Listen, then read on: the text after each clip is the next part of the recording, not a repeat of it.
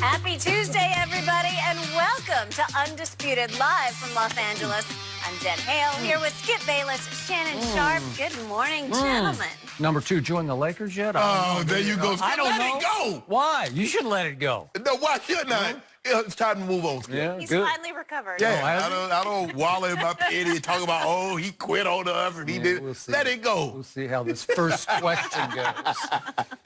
It's all going to get rehashed very quickly. All right. Yes, indeed. This morning we are beginning with the newest star in L.A. Kawhi certainly shook the NBA world when he chose to sign with the Clippers instead of Shannon's Lakers or the Raptors. The Claw already led Toronto to their first NBA title, and now he has the chance to do the same thing for the Clippers. Meanwhile, that other LA team and LeBron missed out on convincing Kawhi to become a Laker, which may have hurt the Kings' chances for a fourth title. The Athletic's Frank Isola wrote this about Kawhi. He's already a two-time NBA Finals MVP who knew that going to the Lakers and winning with the purple and gold would have enhanced LeBron's legacy more than anything. Imagine winning a title with the Clippers while preventing LeBron from getting another ring. That would place Kawhi in a different stratosphere. This move was about Kawhi's legacy and plotting his own future. Interesting argument, Well, that's Shannon. debatable. How will Kawhi and LeBron's legacies both be impacted by his decision to join the Clippers? LeBron's legacy will be unimpacted. You can't undo what's already been done. How do you take those 4 regular season MVPs, those 3 finals MVPs? He's a top 5 in scoring. He's going to be possibly top 5 in assists. I don't believe Kawhi's decision impacts Bron in any way. Now, can Kawhi enhance his own legacy? Sure he can. I don't know how much by winning titles without having regular season MVPs on that resume. Because it's hard for me to believe, Skip, a player can be considered a pantheon great without having a regular season. See, it's easier for me, and I'm not saying it's easier, but to win finals MVP is over 7 games. When the regular season MVP is over the entirety of a season. And Kawhi does not have any on his resume. Now, he and Magic Johnson are the only 2 guys to have multiple finals MVPs before they won their first regular season MVP. Now, we know Magic went on to win 3 of those. We don't know if Kawhi will or won't, but I'm saying he doesn't have any of those, Skip. I don't see, and everybody keeps saying LeBron's legacy takes a hit because Kawhi turns him down.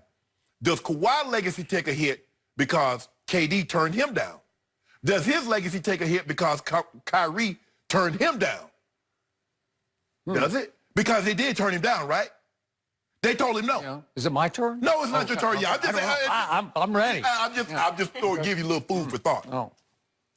They make it seem like Kawhi joined a 25-win team. Did the Clippers make the playoffs? Yeah. Okay, they did. So let me ask you a question. Now, LeBron goes to the Lakers last year. They were a 35-win team, and he brought no one with him. Kawhi joins a 48-win team, and by the way, I'm heading to L.A. Paul George. Holla at your boy. So he gets Paul George, and we're like, oh, my God, did you see what Kawhi did? Did you see what Paul George did? Now, I know a guy that would have done that move, and everybody would have obliterated him. But we're not talking about that right now. Are we putting number 2 and LeBron in the same sentence? Whoa. I don't know. You've been trying. Same echelon? I don't know. Hold on. You keep talking about their legacy. I don't think it's comparable. I don't even think it's I haven't said a word about it. Well, you shouldn't say a word. Yes, I haven't spoken yet. Let the king speak Let right the king now. speak? Yeah. You see, Skip, look. Not that Kawhi, it would have been very, very interesting because everybody said, well, he didn't want to join the Lakers. It would have been very, very interesting if Sam Presti said, heck no, Jerry West. Heck no, Lawrence Frank. I'm not dealing you, Paul George. Could have. And if beside your jury would have said, nah, I'm good over here. I'm not dealing with y'all. What would Kawhi have done? It'd have been very, very interesting to witness Skip because he showed if he wanted the Clippers so bad, free agency opened up on 6/30, June 30th. He could have signed with the Clippers from out the gate. Why didn't he? Why didn't he do that, Skip? Because he wanted to take somebody along with him. Free agency opened first day last year. Who was one of the first guys to ink a contract? LeBron James, and took no one. LeBron James... He's semi-retired. I mean, he said, I want to go to Hollywood. Now he's semi-retired. He gets Anthony Davis. He tries to recruit Kawhi. Oh, he weak. He's weak. I thought he was retired. How can you be retired and weak? Oh, you see? I see how you doing this, old Skip Bayless. But you Tell me when it's my turn. Not your turn just yet. But I'm going to say this, Skip.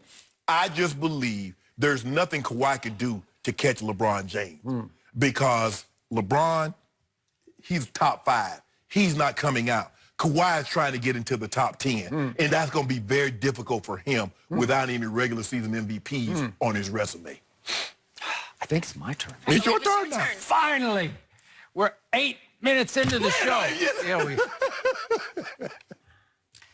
What amuses me about everything you just said is just a couple of days ago, just back to Friday, Thursday, Wednesday, Tuesday, Monday, you were number 2's biggest supporter. I still am. Oh, are you? Yes. Oh, really? I got no problem. Blasted him. No, I didn't. I just said that his legacy, LeBron's legacy, is unimpacted by anything that Kawhi does. That's it.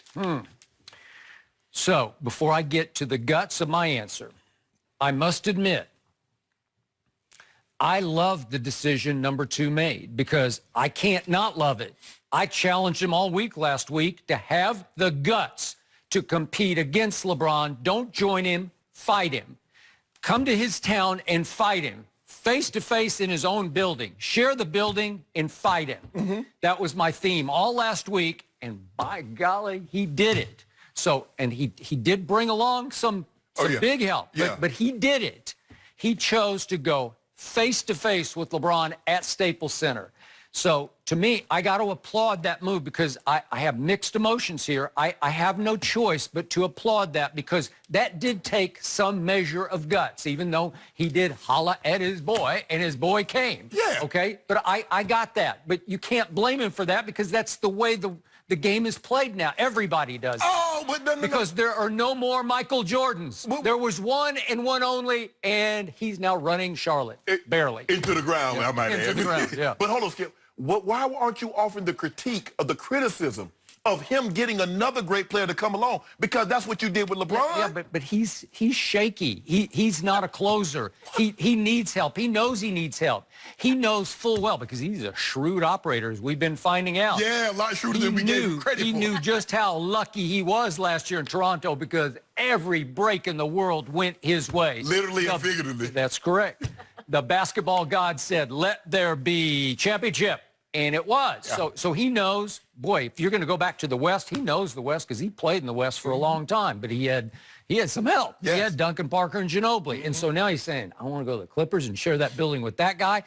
I need help. Okay. Kevin, come help me. No, sorry, I'm staying in New York. Jimmy Butler, come. No, I'm going to Miami. Kyrie. Me and KD, we're like this, man. Right. We got to do this with the Nets. Right.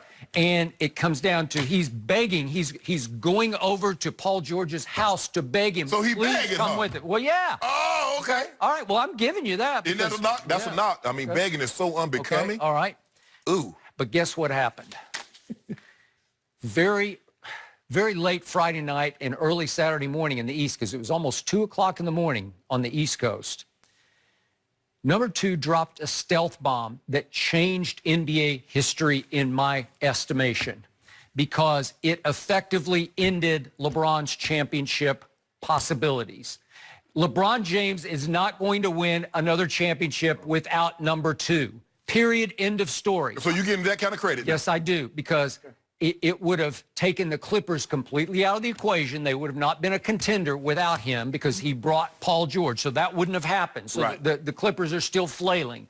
They would have scrambled just like the Lakers just did and tried to sign this guy and that guy and this guy, and it all adds up to whatever because you still don't have a star except you got Montrez and Lou Williams, and that's it, right? Okay. Correct. So you take them out of the equation. But more important, what did you talk about? Why were you about to throw a parade last week? Because on hair trigger was the potential to have LeBron James and Anthony Davis and number 2 all in purple and gold. Yes. And they become maybe the most prohibitive favorite in the history of the NBA going into the season, right? Yes. And I gave it up to you. I said, yeah, they might win a couple of, heck, they might win 3, let's say 3 of the next 4 championships, depending how long LeBron can hang in there and hang on at his age. But again, up to 38, yeah, maybe they could win 3 more championships.